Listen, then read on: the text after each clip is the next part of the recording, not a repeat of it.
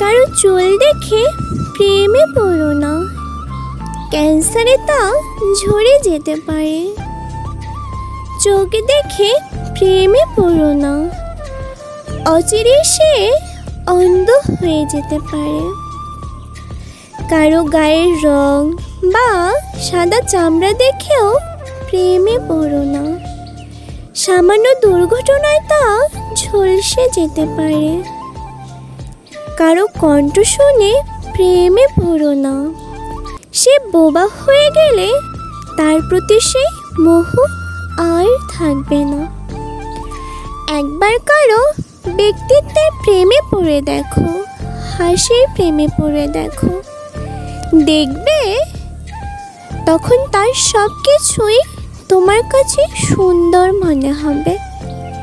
বয়সের সাথে সাথে তার চুল বা চামড়া হয়তো আর আগের মতো থাকবে না, কিন্তু তার যে ব্যক্তিত্বের প্রেমে তুমি পড়েছিলে সেই ব্যক্তিত্বই তাকে তোমার কাছে সব সময় চির সুন্দর ও আকর্ষণীয় করে রাখবে।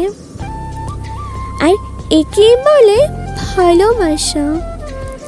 ভালো লাগা আর ভালোবাসা শব্দ দুটো একই রকম শুনতে কাছাকাছি হলেও তাদের মধ্যে রয়েছে বিস্তর তফাৎ।